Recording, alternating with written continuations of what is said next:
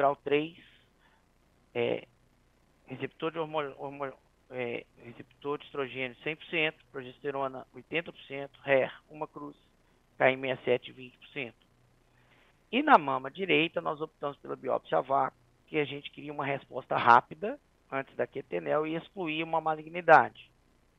Então, se a gente tivesse feito uma core biópsia na mama direita, a gente teria um diagnóstico de papiloma e teria que voltar para fazer uma segunda biópsia a vácuo. Então, a gente fez diretamente a biópsia a vácuo, que veio o papiloma intraductal, que foi excisado por completo, o que excluiu a malignidade do lado direito, nos permitiu focar do lado esquerdo da paciente. Essas eram as lâminas. Marina, você quer falar alguma coisa? O que você acha? Oi, gente, bom dia. Só tentando aumentar aqui a tela para mim, não tô conseguindo, desculpa. O cirurgião sempre coloca o patologista em dificuldade. Ai, gente, desculpa, a tela tá aparecendo pequenininha aqui para mim, não tô conseguindo. Bom, mas peraí, agora sumiu para mim. Parou de compartilhar? Não. Todos estão enxergando na Ah, tela? pronto. Ah, tá. Nós vemos ninhos de células neoplásicas com parece a formação tubular baixa, né? A gente vê poucos lúmens nos ninhos, que é o que a gente chama de formação tubular ou formação glandular, e é um dos parâmetros que a gente utiliza para a graduação histológica, né? Aqui eu não consigo, não tenho uma imagem do maior aumento, que aí seria necessário para avaliar os outros dois parâmetros, que seriam o grau nuclear, né, o grau de pleomorfismo nuclear, padrão da cromatina, nucleolos, e o índice mitótico, né, que é realmente contar o número de mitoses em campos de grande aumento, né, numa área determinada do campo microscópico de grande aumento. Então, utilizando esses três parâmetros, formação tubular, grau nuclear e índice mitótico, a gente avalia o grau de diferenciação da neoplasia em baixo grau, bem diferenciado, que é o grau 1, o intermediário, o grau 2, e o pouco diferenciado, que é o grau 3 histológico de Nottingham. Mas claramente nesse aumento a gente vê que é uma neoplasia invasiva, né, que a gente não tem nenhuma lembrança da arquitetura normal da mama, né, e parece que tem um pouquinho de inflamação também no estroma, né, TILs, né, a porcentagem de TILs talvez seja moderada, mas aí a gente teria que ver também no maior aumento, mas, né, pode ser que seja um grau 2 ou um grau 3 de Nottingham. Aí eu precisaria ver o maior aumento para a gente realmente graduar a neoplasia, mas com certeza a classificação histológica seria carcinoma invasivo tipo não especial, né, que antigamente era chamado de ductal invasivo, sem outra especificação. Então, esses são os receptores e a imunistoquímica. A gente vê elevada taxa de positividade para o RE, né, mais de 95% das células neoplásicas, com uma marcação forte, né, então seria uma positividade intensa e elevada para receptor de estrógeno. O HER2, eu precisaria ver maior aumento aqui para ver o padrão de marcação da membrana, porque tem marcação, né, aí a gente precisaria diferenciar uma cruz e duas cruzes, nesse aumento, três cruzes com certeza não, mas parece que é um hair to low, né? Uma cruz, provavelmente. Mas teria que confirmar pelo padrão de marcação de membrana se incompleta ou se tem pelo menos alguma porcentagem de completa moderada para diferenciar de duas cruzes. Mas como está ali negativo, né? Então eu assumo que seja uma cruz, seria um caso de hair to low. E o KI67, 20%, né, que está ali aquele limítrofe, né, já o luminal B, né, já seria o imunofenótipo luminal B com base na imunistoquímica. Bom, então realmente um luminal B e veio a questão nossa daquele nódulo percebido na ressonância de forma incidental na ressonância da mama. Então, mediante esse nódulo, a gente fez um PET-CT e tinha uma massa hipodensa de 16 milímetros no fígado doutor Geraldo e doutor Max. Qual que é o estadiamento e para que lado nós vamos agora? Quer ficar à vontade, Max? Você escolhe. Sim, bom, inicialmente, bom dia a todos. Obrigado pelo convite. Surpreendeu um pouquinho, né? Uma paciente com uma doença aparentemente bastante inicial, encontrada já com metástase hepática. Então, a primeira coisa aqui, certo, visto o fato de ser uma lesão única, de ser algo não muito típico, um paciente com estadio 1, doença luminal já metastática ao diagnóstico, e sendo lesão única, a gente sempre recomenda a realização de uma biópsia confirmatória. Acho também que é muito suspeito para metástase, mas enfim, às vezes a gente tem surpresas, né, de lesões de outra natureza que possam captar. Então, visto aqui o impacto para a paciente, né, porque teoricamente, sendo metastático, muda toda a estratégia, não tem mais questão cirúrgica, tratamento de escolha seria hormonioterapia. Eu pessoalmente faria uma biópsia confirmatória dessa lesão. Ô Max, deixa eu só colocar uma coisa aqui e perguntar para você. Você não faria uma ressonância magnética antes do fígado, não? É uma possibilidade. Ela te dá mais informações para lesões pequenas, especialmente, um pouquinho mais de certeza ali sobre a morfologia, para a gente não misturar com outras coisas. Porque, veja, o fato de o FDG captar é sugestivo de ser metástase, mas eu já vi, ao longo da carreira, várias vezes lesões captando no fígado em outros lugares e que não são Que não é. nem malignas, às vezes, né? Então, essa é uma curiosidade do PET, que nem sempre ele é preciso. A ressonância aumenta essa precisão, mas, enfim, eu acho que padrão ouro para confirmação é uma biópsia. Eu te falo isso, ontem eu vi uma paciente com um caso semelhante, Henrique, e só que a ressonância magnética não mostrou lesão e o ultrassom não mostrou lesão. Ou seja, nós vamos ficar sem ter como confirmar a metástase hepática, não tem como ser biopsiada, né? Nesse caso meu. Nesse caso aqui do Henrique, do caso, provavelmente vai fechar um diagnóstico, porque na própria ressonância de mama já foi visto o nódulo no fígado, não é isso, Henrique? Provavelmente tem expressão radiológica, mas tem casos, às vezes, esporadicamente, que a gente fica confuso com o PET mesmo, né?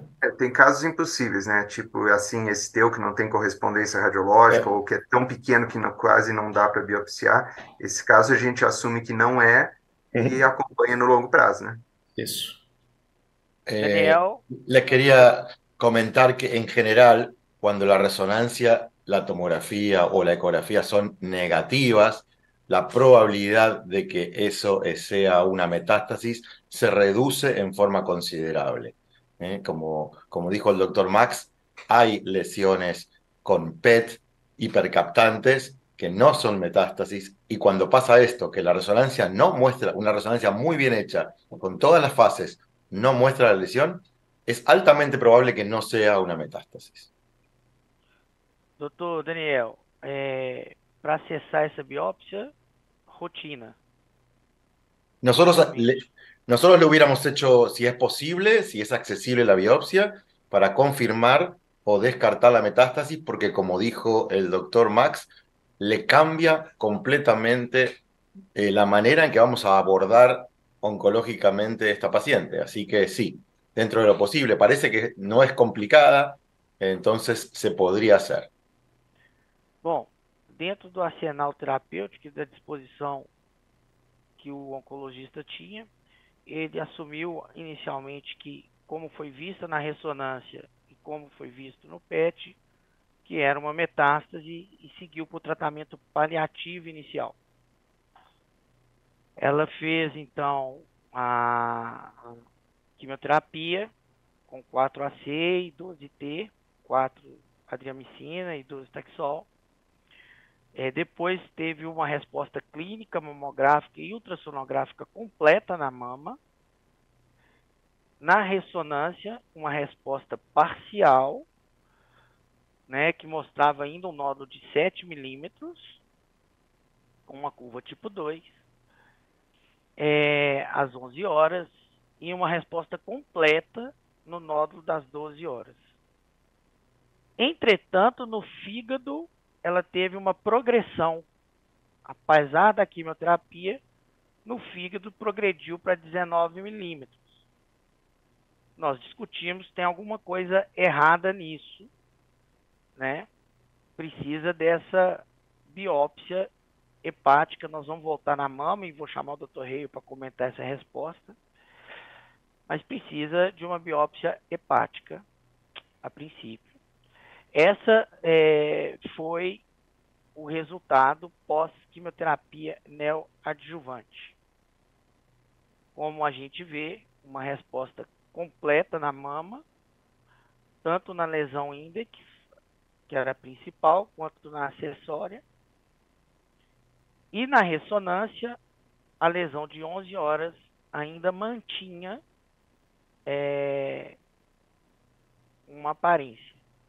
Dr. Reio e Daniel, após uma quimioterapia neoadjuvante, qual o valor da imagem para nos dizer sobre essa resposta?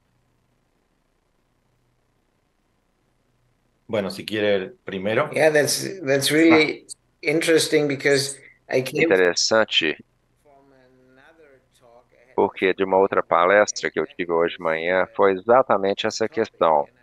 E eu mostrei a evidência da mamografia, ressonância e ultrassom para avaliar a resposta, e a ressonância em todos os subtipos biológicos é a forma mais promissora, mas também não é perfeito em todos os casos, particularmente no tipo luminal, nos cânceres luminais, não é muito preciso, particularmente quer dizer, de um lado, no triplo negativo muito proliferativo é ótimo, mas então, nesse caso, eu não contaria com a ressonância magnética somente, mesmo sendo a melhor imagem para esse tipo de avaliação de resposta. E você vê alguma coisa e não tem nada na patologia, não vê nada ou vice-versa. Então, a especificidade não é 100%, aproximadamente aí para a ressonância 90%, 85% nessa faixa, tanto sensitividade quanto especificidade. Tal cual lo que dijo el doctor George, en este tipo de pacientes luminales, la sensibilidad y especificidad para detectar lesión residual por resonancia magnética es menor que en los triple negativos o en los HER2 positivos, donde la probabilidad de correlación con la anatomía patológica es sumamente alta. Hay que también considerar que para la resonancia, el carcinoma ductal in situ, sobre todo el de mediano y alto grado, realzan con el contraste, con lo cual también es un falso positivo, porque para la respuesta patológica, tener carcinoma ductal in situ es respuesta patológica completa. Entonces, ahí hay discrepancias que en algún momento deberíamos unificar criterios y eso permitiría tener más sensibilidad y especificidad. Y por otro lado, hay realces tardíos que tienen que ver con la fibrosis. Entonces, es muy importante que el mastologista no se guíe solamente en la respuesta imagenológica para definir la conducta quirúrgica. Então, é o que nós vamos fazer, mas nós temos que resolver o problema do fígado primeiro. E então foi submetida à biópsia hepática e o que veio foi um tumor neuroendócrino, confirmado a imunistoquímica, um tumor neuroendócrino que vocês podem ver aqui. Então agora nós temos uma paciente com 2 primários, uma resposta clínica completa na mama e um tumor neuroendócrino que progrediu após essa quimioterapia paliativa. Geraldo e Max, acho que começa com C. Não, primeiro a Marina para falar desse tumor neuroendócrino.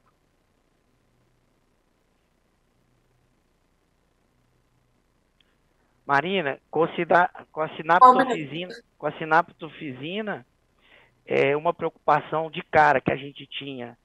A mama não é neuroendócrino também? Quer dizer, não tem dois primários? Realmente são dois primários? Sim, a gente tem os tumores neuroendócrinos primários da mama, que são alguns deles, né, um subgrupo deles, que é o tumor neuroendócrino bem diferenciado, é idêntico aos tumores neuroendócrinos de vias biliares, trato gastrointestinal, mas a diferença é que na mama, como eles são bem diferenciados, eles geralmente são do imunofenótipo luminal, com o GATA3 forte e difusamente positivo. Então, e o RE também, geralmente são luminais com RE elevado e GATA3 fortemente positivo. E enquanto que os de vias biliares, trato gastrointestinal, geralmente a gente vai ter os marcadores de origem intestinal, principalmente o CDX2, fortemente positivo. O GATA3, ele pode ser positivo também, mas vai ser fraco e baixo. E os receptores hormonais podem ser positivos, mas vai ser também uma positividade mais fraca. Então, na mama, sempre que a gente tem diagnóstico de neuroendócrino, a primeira coisa é excluir metástase. A primeira coisa que a gente tem que fazer é fazer marcadores de origem mamária, porque é muito mais comum ser metastático do que ser primário da mama. Nesse contexto, né, a paciente tinha um tumor luminal e a metástase a gente vê que é um triplo negativo com expressão, triplo negativo assim, não marca receptores hormonais, né, a gente não vai chamar de triplo negativo, GATA3 negativo, receptores hormonais negativos e a expressão forte e difusa dos marcadores neuroendócrinos. Então, realmente, a gente tem segurança que é um novo primário, porque ainda bem que ela não tinha um tumor triplo negativo, né? Se ela tivesse um triplo negativo na mama, aí a gente teria que fazer os marcadores neuroendócrinos para ver se teria alguma diferenciação neuroendócrina na mama, para a gente poder excluir ou confirmar uma metástase no fígado ou um segundo primário. Então, neuroendócrino é meio quebra-cabeça, porque como a gente tem várias diferenciações, a gente tem uma expressão diversa, muito variável desses marcadores, nem sempre são específicos, mas nesse contexto, como o imunofenótipo era muito diferente do primário para metástase, né, em relação aos receptores hormonais, aí facilitou a nossa vida para realmente ter certeza que era um segundo primário. E aí agora, Geraldo e Max? Eu acho que reforça para a gente, né, que no caso, no início, ele deveria ter sido biopsiado, né, Max? Sempre que a gente tem dúvida se é metástase única de câncer de mama, um câncer de mama aparentemente inicial, né, ele tinha que ter ido para uma biópsia. E aí, diante da biópsia, Henrique, até porque essa paciente foi tratada presumidamente como câncer de mama metastático, mas fez quimioterapia como se fosse neoadjuvante, né? Ela não precisaria ter feito quimioterapia, ela podia ter tratado com endocrinoterapia, com inibidor de ciclina e pronto. Agora ela tem dois cânceres, nós temos que estabelecer os fatores prognósticos desse segundo tumor, que é o neuroendócrino metastático. Ele é de pâncreas mesmo? Tem que ser visto se ele é de pâncreas mesmo. Isso é uma pergunta. Segundo, qual que é o KI67? KI67 tem um impacto prognóstico muito grande em neuroendócrino. Terceiro, o neuroendócrino que capta no PET-FDG, geralmente ele é de mais alto grau de pior prognóstico. Já é um tumor que normalmente vai requerer um tratamento mais agressivo e que tem um prognóstico pior. Então a gente tem que estudar melhor esse tumor neuroendócrino para saber como que a gente aborda aí as duas doenças de forma sabendo melhor o prognóstico de cada uma delas, né?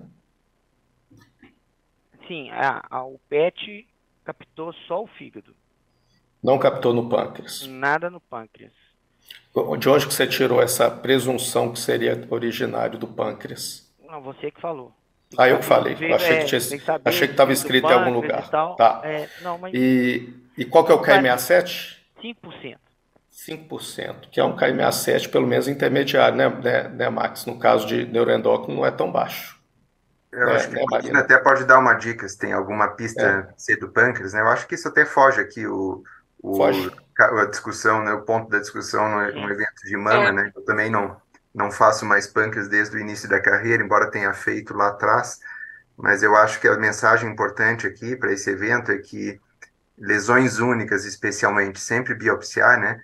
A literatura é muito impressionante. Quando a gente revisa biópsias, resultado de biópsias de lesões assumidas por metastáticas, elas não são o que a gente pensa em 10 a 20% dos casos, sendo que metade desses não são nem câncer, na verdade, são lesões benignas de outra natureza.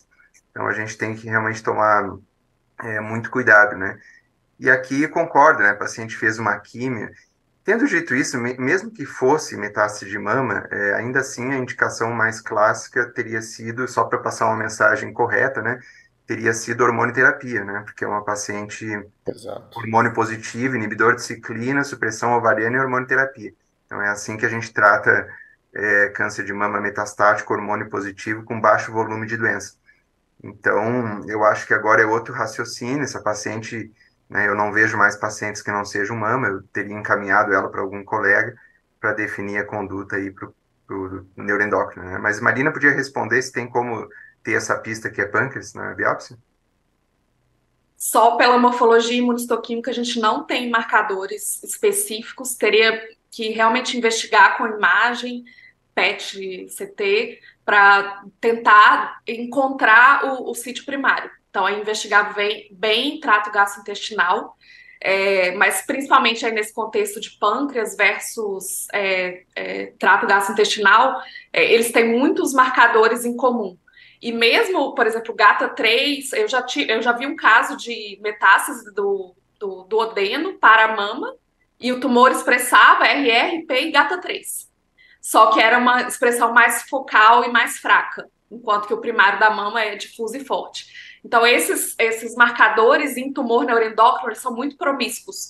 Então, e não são completamente específicos. Então, coexistem muito, se sobrepõem. A gente muitas vezes não consegue definir a origem primária. Então, a gente precisa realmente da investigação por exames de imagem e aí fazer a correlação da morfologia imunistoquímica com os dados dos exames de imagem para a gente realmente ter certeza da origem. Só pela morfologia imunistoquímica, muitas vezes a gente não vai conseguir confirmar.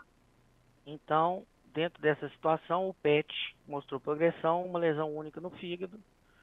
Nossa decisão, então, foi para confirmar a resposta na mama e programar, então, a prioridade do fígado e programar como vai ser essa cirurgia. Então, nós usamos a biópsia a vácuo, pós-quimioterapia, para confirmar essa resposta e liberar a paciente, então, para todo o tratamento hormonal. E fizemos, então, doutor Rei, a biópsia a vácuo das duas lesões com clipe. Resgatamos os 2 clipes na mama esquerda. Das 12 horas, nós tiramos 5 gramas. Foram 12 fragmentos de uma agulha 7G. E das 11 horas, nós tiramos 7 gramas, também com 12 fragmentos de uma agulha 11G, e o resultado foi ausência de tumor residual na mama. Posso considerar como resposta patológica completa na mama, Dr. Reio, doutora Marina? Deixar primeiro o colega radiologista comentar e depois eu comento. Cirurgião, Dr. Reio, cirurgião. Ah, perdão, colega cirurgião. So I would say Eu diria a probabilidade, depois de 12 fragmentos com agulha 7G, com um clipe removido, torna muito provável de que não há tumor residual, ou pelo menos não há tumor residual significativo. Então, eu acho que o patologista vai mostrar ou a patologia vai mostrar alguma fibrose no leito tumoral, nesse volume de tecido da mama, e o marcador do clipe foi removido. Então, eu teria uma impressão de que a probabilidade falso negativa nesse caso é de menos de 1%. eu então faria isso. Marina, a mama tá tratada. Você concorda? Sim, concordo. Eu acho que a gente fica muito tranquila quando a área de alteração compatível com resposta na imagem foi removida e principalmente que o clipe, né, os clipes foram removidos. Quando a gente encontra o clipe, a gente fica bem tranquilo, realmente, que aquela área, né, do leito tumoral residual está sendo completamente amostrada e avaliada. E parece, né, que realmente as alterações são compatíveis com fibrose, processo inflamatório crônico, né, coleção de osteócitos xantomizados, né, que a gente vê aí ao redor dos clipes. Né, vamos ver as lâmpadas para ver se Eu não tenho. realmente está ok, mas pode ter carcinoma ductal in situ, mas mesmo assim vai considerado resposta patológica completa, né? Então, concordo com as considerações do nosso colega cirurgião. Então Eu agora acho dando. assim, posso fazer um comentário que Claro. para fins práticos eu acho que pode considerar, sabe, para tomada de decisões, mas para fins acadêmicos não, né? Porque a gente classicamente precisa de uma remoção cirúrgica e além disso, não esqueça, a gente precisaria de uma amostra linfonodal, mesmo que parecesse N0 ao exame clínico e radiológico, para definir uma resposta patológica completa, a gente depende de ter uma amostra linfonodal, nem que seja o sentinela para assegurar. Então, na verdade, é não avaliável para resposta patológica. Exato. A gente não consegue calcular o RCB, né, o Residual Cancer Burden, sem avaliação axilar. Eu estava me referindo à resposta na mama, mas com certeza a gente precisa ali dos linfonodos, senão a gente não que inclusive o status linfonodal, tanto pré-tratamento como pós-tratamento, é o que mais impacta, né? O RCB, o maior impacto é quando a gente tem metástase linfonodal, né? Aquelas células neoplásicas residuais, metastáticas, né? Mesmo que metástase regional, impacta muito no RCB. E aí a gente nem calcula, não, a gente não consegue calcular, né, a resposta, né, o índice de neoplasia residual sem avaliação dos linfonodos. Aqui a gente está falando da resposta na mama, né? Mas em termos da conduta aí do nosso colega oncologista, ele precisaria das informações do linfonodo, né, para prosseguir. Doutor Reio, o Dr. Marx colocou uma questão dos linfonodos. Num caso como esse, 15 milímetros, axila clinicamente negativa pré-quimioterapia, com uma resposta completa na VAB, com resgate do clipe, agulha 7G, 12 fragmentos. Qual a probabilidade de ter doença nesse linfonodo? Yeah, that is a very good question. É uma boa pergunta. Dr. Max está correto formalmente, mas por outro lado, a probabilidade de ter uma doença positiva nessa situação, de acordo com 3 grandes registros,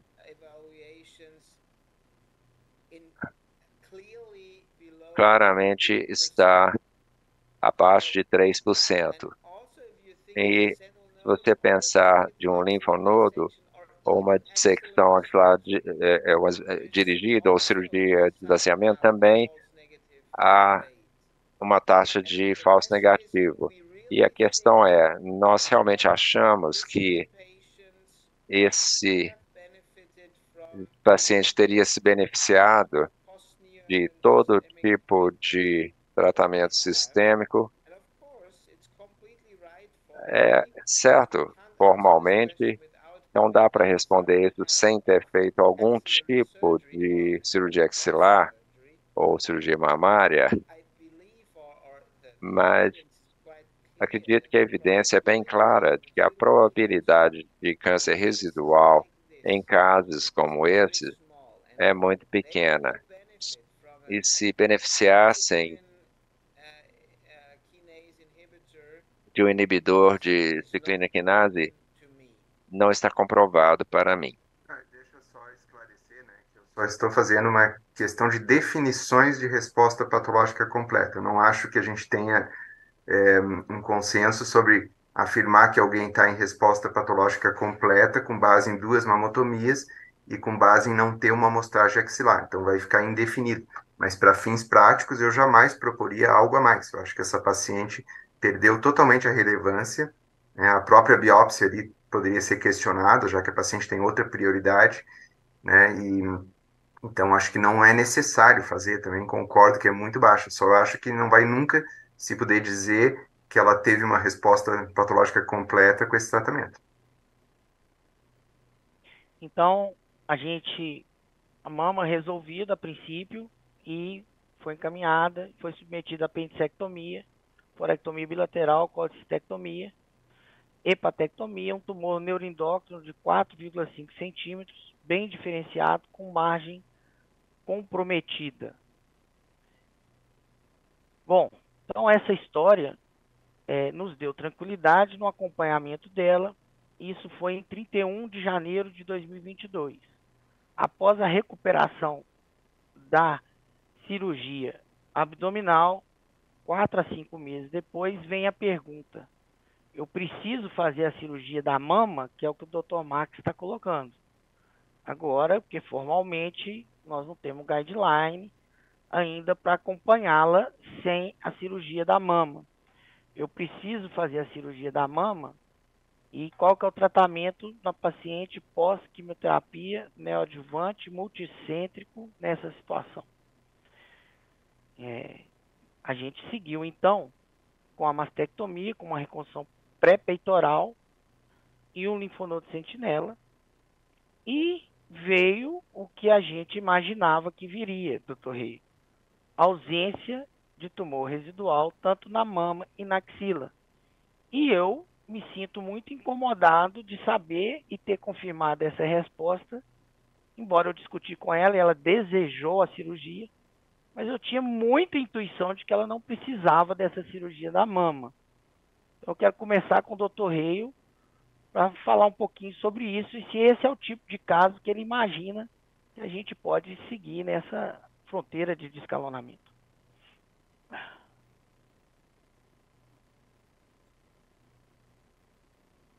Yeah, that is the case what we all think É o about. caso que nós pensamos todo santo dia. Infelizmente, hoje, em 2023, ainda não temos uma resposta definitiva para essa pergunta.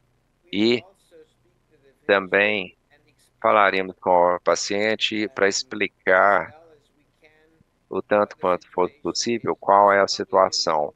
Eu acredito que essa paciente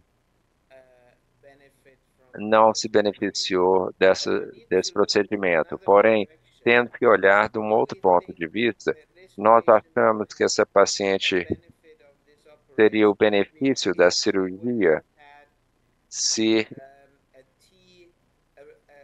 tivesse um câncer de 2 milímetros in situ remanescente. Então, aí argumentaríamos que mesmo nessa situação, ela poderia ter se ou não teria beneficiado da cirurgia e ainda assim talvez deixaremos a situação assim. Então precisamos de mais estudos para poder examinar essa questão. A taxa de falso negativo é importante, é claro. E outra coisa que nós precisamos saber é o que esse câncer minimamente residual em termos de decisões de tratamento sistêmicos representaria.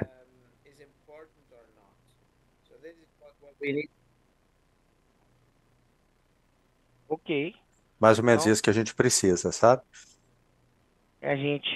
em outubro, ela teve uma recorrência neuroendócrina, e aí apareceu o pâncreas, Geraldo, foi operada do pâncreas, continuava sem nenhuma recorrência, e na semana passada eu submeti ela à simetrização da mama contralateral. O segundo caso, aí já é um caso agora atual, 59 anos, casada. A paciente apareceu com a massa palpável às 6 horas da mama esquerda, uma história familiar negativa, menopausa aos 45 anos, uma paciente de 59 anos. Ao exame clínico, um T2N0. Bom, esse é o caso, uma massa e uma mamografia mostrando, junto com o ultrassom, uma multifocalidade ocupando o quadrante, junção dos quadrantes inferiores da mama esquerda, um T2N0. E o que você fala para nós, rapidamente, doutor Daniel? No te escuché, perdón. O que você diz para nós, assim, da avaliação da extensão dessa doença com essa mamografia e rapidamente? Bueno, es una lesión index de la hora 6 y tiene como lesiones adicionales que serían como satélites de distribución segmentaria hacia el pezón que parecen corresponder a multifocalidad. E esse linfonodo, tá normal? El linfonodo, la verdad que en esa imagen se ve un ganglio que no tiene inconveniente. Exatamente. Então, nós terminamos de fazer essa avaliação, fizemos uma punção axilar, essa punção axilar veio negativa, e a gente tinha, então, um carcinoma, grau 3 de Nottingham, um luminal, como vocês estão vendo, um luminal B com KI67 de 55%. Posso confiar, Marina? É um luminal B com KI67 de 55%? 55 foi meio específico, mas a gente sempre é claramente um KM7 alto, né? Então, a impressão é que seja realmente entre 50% e 60% nessa imagem. E o RP baixo, né? Entre 10% e 15%. Então, ela tem dois critérios aí para luminal B, tanto o KI67 elevado como o receptor de progesterona abaixo de 20%. Então, com certeza, um luminal B. Oncologistas, cirurgiões, QT neoadjuvante ou cirurgia upfront? Eu, pessoalmente, se eu puder começar, certo? É uma paciente após menopausa com tumor T2N0, correto? Então, Correto. eu confesso que de uns anos para cá eu tenho tido muito pouca motivação para fazer tratamentos neoadjuvantes com químio nesse perfil de pacientes, porque a gente tem acesso, em geral, a assinaturas moleculares. Esses pacientes, quando operados, eles podem fazer uma assinatura molecular e muitas vezes escapar da químio, porque desse jeito, aparentemente, ela não escapa, porque é grau 3, é um T2, né? Tá com toda a cara que vai precisar de quimioterapia, mas em metade dos casos a gente faz uma assinatura molecular e o grau 3 é rebaixado, né? Genomicamente é de grau menor. E me parece também que fazer uma doença com esse grau de multifocalidade também não mudaria a extensão da cirurgia. O paciente já está condenado a uma cirurgia de mastectomia. Eu, pessoalmente, não indicaria, não. Eu indicaria cirurgia. Doutor Reio, é possível um tratamento conservador aqui? Pós-quimioterapia, uma boa resposta pode ser possível um tratamento conservador pós-quimioterapia?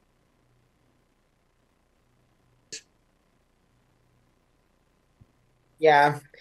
It's interesting. Olha, é interessante. Eu suspeitaria que isso não é apenas multifocal invasivo, mas provavelmente nós vamos ter alguns outros sítios com câncer aí, provavelmente bastante extenso. Então, isso aí não é o caso onde eu pensaria que vai haver a resposta patológica completa com relação ao componente in situ, pelo menos. Agora, por outro lado, parece que está apenas ali no meio da metade inferior da mama, ela parece ter uma mama bastante volumosa, então a gente pode usar a oncoplastia, a redução, mamoplastia redutora, e também agora não apenas após o tratamento sistêmico neoadjuvante. E essa poderia ser uma possibilidade para preservar a mama, se ela quiser. Foi o que ela quis. Ela pensou na possibilidade de uma conservação da mama. A gente foi para a quimioterapia neoadjuvante. Clipamos a lesão principal e conduzimos sem uma ressonância mesmo, porque é uma mama muito substituída. E aqui está a resposta pós-quimioterapia neoadjuvante, o que já permitiu uma redução importante do tumor burden, da carga tumoral, e, seguindo o raciocínio do Dr. Reio, a lesão que era bem central numa mama volumosa agora ficou fria e mais fácil de se fazer uma oncoplastia. Eu preciso da ressonância magnética para fazer essa oncoplastia, Daniel? Bueno, Antes da cirurgia? yo le hubiera hecho una resonancia magnética igualmente previo a el tratamiento, porque no puedo descartar multicentricidad a pesar de que la mama es adiposa. Yo siempre que puedo indico resonancia magnética pre-tratamiento, y en este caso yo también te diría que si vas a plantear una cirugía conservadora, también le haría una resonancia magnética preoperatoria. Dr. Reio, como cirurgião, tem que ter ressonância magnética antes do tratamento conservador? I think it is a Olha, eu acho que esse é um bom exemplo aí para uma mamografia muito bem informada. Agora, para ser sincero, se tivesse sido a minha esposa ou minha irmã, eu teria feito uma ressonância sim, com certeza. Mas nós seguimos. E foi feita uma oncoplastia ampla, um setor bem grande, com um sentinela, que era negativo, com punção negativa pré-quimioterapia. E aí veio a resposta, né? Margens de mais de 1 centímetro e ausência de massa tumoral, pequenos êmbolos tumorais próximos ao clipe linfáticos, sem mais nenhum tumor com a margem de mais de 1 centímetro. Então ela ficou com um YPT1-MIC e a surpresa, essa axila veio 1 de 1, uma metástase de 3 milímetros num linfonodo axilar, pré-quimioterapia negativo com PAF negativa. Pergunta agora esse é o resultado dela. Eu vou para o esvaziamento axilar ou não? Nilciana, eu vou fazer a radioterapia dessa axila e você consegue inicialmente substituir pelo esvaziamento. Doutor Max e Geraldo, vocês querem que eu vou lá buscar mais linfonodo ou já dá para dar ciclina para ela independente do linfonodo? Lembrando que é um caso de 2022. Bom, quem quer começar? Nilciana, que ainda não falou, né? Porque o outro caso não teve a rádio, Nilciana, por isso que eu não te chamei, viu? Na verdade, eu ia até te perguntar do caso anterior, se puder voltar, se aquela paciente não teria possibilidade de ter feito o tratamento conservador da mama, porque era um tumor muito pequeno, né? Um T1C. Mas ele era multicêntrico e a mama muito pequena. Ah, tá. Por relação volume mama, né? E essa multicêntrico, Mas essa também é multicêntrico. Mas a mama é grande, maior. Ok. Então, vamos lá. Para esse caso especificamente, essa é a grande resposta que a gente quer, que nós estamos aguardando os dados dos trials randomizados que possam nos dizer se essa paciente que está com a axila positiva após a quimioterapia neoadjuvante poderia-se evitar o esvaziamento axilar da paciente, fazer apenas a biópsia do linfonodo sentinela e utilizar a radioterapia das drenagens linfonodais. Para essa paciente especificamente, eu acho que ela não entra nem dentro do trial do Alliance Trial. Por quê? Nesse estudo, as pacientes eram T1 até T2 ou T3 N0. E essa paciente, ela clinicamente era N0, né? Antes da quimioterapia neoadjuvante. E no Alliance Trial, as pacientes que ficavam com com axila positiva, elas eram randomizadas, então, para um grupo fazer esvaziamento axilar e outro fazer radioterapia nodal. Esses dados, a gente está esperando o resultado para 2025. O que a gente tem de informação é que esse estudo ele já terminou o recrutamento, mas é o único estudo de nível 1 de evidência que vai poder nos dar segurança se eu posso irradiar essas drenagens linfáticas ao invés de levar essa mulher para o esvaziamento. Então, até o momento, axila positiva, pós-quimioterapia neoadjuvante. Se vocês não esvaziarem, eu vou irradiar toda a mama dela, mais drenagem linfática, porque ela é necessário irradiação de drenagem diante de um linfonodo positivo após quimioterapia neoadjuvante. Dr. Hale, ela não está disposta ao esvaziamento, você vai ser muito contundente ou você acha que há uma possibilidade dela não fazer o esvaziamento, como foi o caso dela, e fazer a radioterapia da axila? Yeah, it's completely true that É verdade, não é? Sim. Não há evidência alguma para tal situação até agora, o que torna difícil, não é? Para o cientista decidir, ó, não tem problema. Agora, por outro lado, eu acho que essa não é a paciente típica de um ensaio clínico, né? Uma paciente desse tipo, porque você precisa lembrar de qual era a imagem antes. A gente tinha uma imagem antes que mostrava linfonodos normais, havia um linfonodo nesse caso com um espessamento pequeno ali, sabe? Então, poderia ser essa metástase de 3 milímetros já de antes, não é?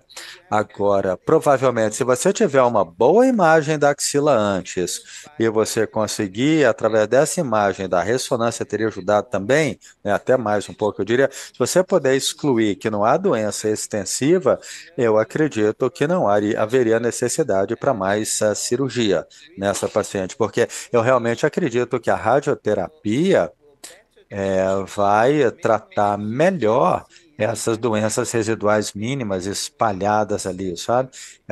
Muito melhor do que a cirurgia nesse caso.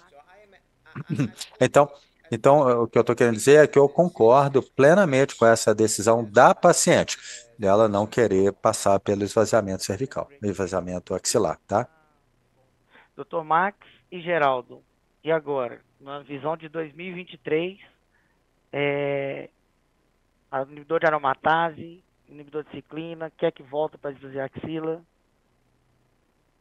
Ela fez só 4AC, isso eu entendi bem ou não? Eu perdi Não, alguma coisa? ela fez 4AC e 12 T. Taxane. Tá. É.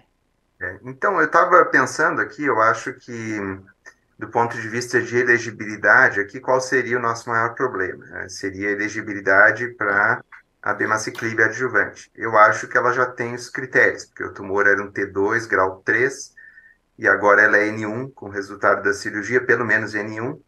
Então, ela já teria o critério, do nosso ponto de vista, não mudaria nada, então eu ficaria tranquilo com a decisão de vocês de prosseguir só com a radioterapia, e daria para ela, sim, o inibidor da aromatase e a abemaciclib. Geraldo? Então, assumindo que ela não tivesse, e que a gente dependesse do restante da axila para tomar uma decisão de um tratamento posterior, eu acho que a gente tem que levar sempre em consideração, nesses casos, que tem um linfonodo residual após neoadjuvância, um linfonodo pequeno, que a chance de ter mais linfonodos numa dissecção aí é que 5%, é uma chance bem pequena, né? 5, 10%. E se você for colocar probabilidade em cima de probabilidade dela depois ter uma indicação de uma segunda droga adjuvante e da segunda droga trazer um benefício para a paciente, vai ser um benefício de 5, 6%, que é o que o inibidor de ciclina traz adicionalmente, que é o que eventualmente uma capecitabina traz, 9, 10%, TDM1. Então a gente tem que pensar em probabilidades sequenciais, né? Então, dissecar mais a axila num caso desse, que já é positivo, não tem papel nenhum terapêutico, provavelmente, né? Nós vamos saber disso aí em breve. E do ponto de vista de escolha terapêutica, nós podemos ver até um prognóstico pior, mas não vai mudar a nossa escolha terapêutica. A única questão é se merece tomar inibidor de ciclina ou não, né? Eu ainda acho o resultado bem ruim do abemaciclib, né? 6% de sobrevida livre de doença invasiva, né? Dá um NNT de 20 aí, a sobrevida livre de doença invasiva, eu ficaria bastante tendencioso a dar só hormonioterapia, mas eu concordo com o Max que secar mais a axila não faria mudar de ideia, não. Doutor Daniel, você queria falar alguma coisa? Sí, que en nuestra institución cualquier residuo positivo axilar post-neoadyuvancia, incluso células tumorales aisladas, lamentablemente van a la disección axilar. Pero también vemos siempre que si teníamos una carga negativa en la resonancia y la ecografía, en general es el único ganglio que era positivo. O sea que probablemente off-label uno puede tomar estas decisiones en forma aislada, en un grupo multidisciplinario y por decisión también de la paciente. Pero todavía no hay trabajos que lo puedan certificar, pero más por eso es que nosotros no dejamos de hacer resonancia a ningún tipo de paciente en el estudio pre-tratamiento quimioterápico, porque no es solo la mama, es la axila, es la cadena mamaria interna, y a veces todo eso nos ayuda a definir al final del tratamiento qué es lo que hay que hacer. Ok, obrigado, Dr. Misler. Teríamos um terceiro caso, que também a sua participação, Nilciana, seria na radioterapia, tem bastante coisa, mas a gente acho que extrapolou, nós estamos no horário. Acabou que o primeiro caso era um caso que era para fazer a atualização do ano passado, mas nós tivemos um especialista pós-biópsia de Quetenel, que foi o Dr. Reio aqui, então a gente teve que esmiuçar talvez melhor o primeiro caso. Gostaria de agradecer a todos por esse tumor board, e eu fiz questão de trazer casos que não são casos de aula, né, para falar assim, olha como foi bem conduzido, mas casos que mostram que o descalonamento ele vai para todos os lados, desde descalonar uma ressonância magnética, a descalonar um tratamento axilar, a descalonar uma biópsia, a descalonar um abemaciclib, ou a escalonar. Então, o uso racional dos recursos tem como principal objetivo o paciente, né, que a gente tenha o melhor resultado para o paciente, com o menor impacto na vida dele. Agradeço os participantes, obrigado, doutor Reio, obrigado, Nilciana, obrigado, Geraldo, Max e Daniel, obrigado, e vamos seguir com o simpósio. Muito obrigado. Até logo, obrigado. Obrigado, tchau. Muito obrigado. Obrigada, tchau.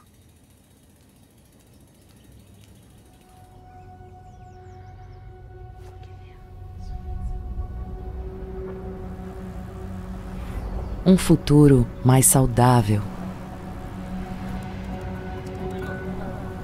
É isso que nos move. À medida que o mundo evolui, nós também evoluímos.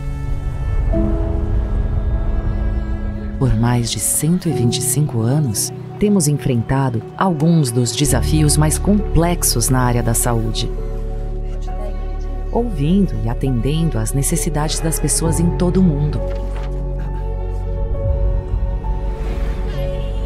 Nós focamos no longo prazo, liderando investimentos em pesquisa e desenvolvimento, nos dedicando para melhorar a vida das pessoas hoje e nas gerações futuras.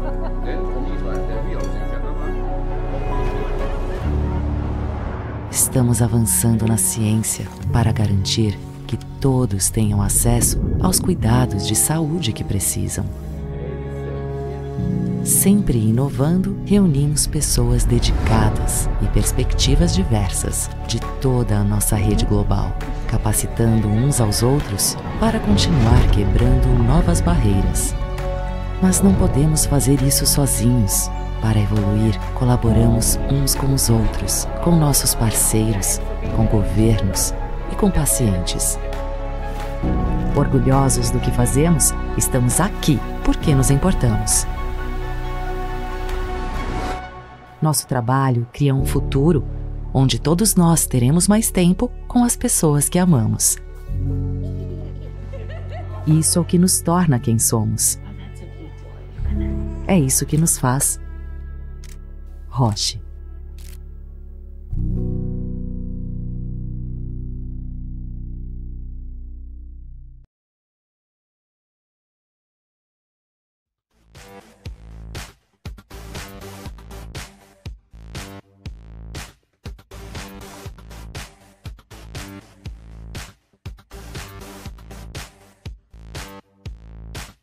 A AstraZeneca Brasil lidera a revolução que está redefinindo o tratamento do câncer. E esta verdadeira revolução só acontece quando colocamos o paciente em primeiro lugar.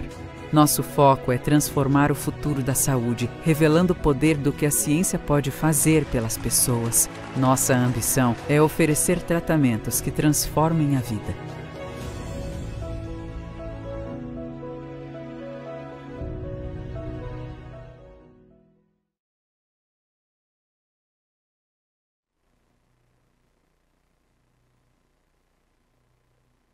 Pode começar, doutor Gabriel. Bom dia a todos.